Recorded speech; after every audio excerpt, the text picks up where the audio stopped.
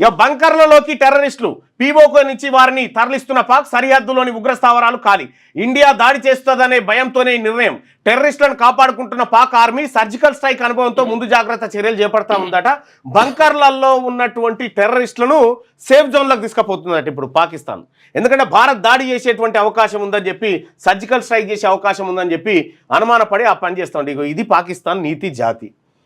అతిథులను కాపాడడంలో ఫెయిల్ అయ్యా వారి కుటుంబాలకు ఎలా క్షమాపణ చెప్పాలో తెలియడం లేదు ఒమర్ అబ్దుల్లా గారు చెప్తున్నటువంటి మాట ఏంటంటే తమ రాష్ట్రానికి పర్యటన నిమిత్తం వచ్చి పర్యాటక ప్రాంతం ఏది ఆహ్లాదకరమైనటువంటి వాతావరణం కోసం వచ్చినటువంటి అతిథులను మేము కాపాడలేకపోయాము మేము ఫెయిల్ అయ్యామనేటువంటి మాట ఒమర్ అబ్దుల్లా చెప్తా ఉన్నాడు ఇక్కడ ఎస్ఎల్బిసి టన్నెల్లో ఉన్నటువంటి శవాల విషయంలో రేవంత్ రెడ్డి గారు ముక్కునాలకు రాయాల్సి వస్తుంది ఒకవేళ ఈ నీతే కనుక ఆయన పాటిస్తే ప్రజలంతా వెంట ఉంటే ఉగ్రవాదాన్ని అంతం చేస్తామన్న జమ్మూ కాశ్మీర్ సీఎం వారి కుటుంబాలకు ఎలా క్షమాపణ చెప్పాలో తెలియడం లేదని చెప్పి ఒమర్ అబ్దుల్లా చెప్తా ఉన్నాడు మరి ఎస్ఎల్బిసిలో మరణించినటువంటి వారి కుటుంబాలకు కనీసం క్షమాపణ చెప్పిండా జరిగిన పొరపాటుకు మన సీఎం ఇక ఎలాంటి పరిస్థితినైనా ఎదుర్కొనేందుకు రెడీ ప్రిపరేషన్లో మన సైన్యం ప్రధాని మోడీకి వివరించిన రక్షణ మంత్రి రాజ్నాథ్ ఇక ఇండియన్ నేవీ కోసం 26 రాఫెల్ జెట్లు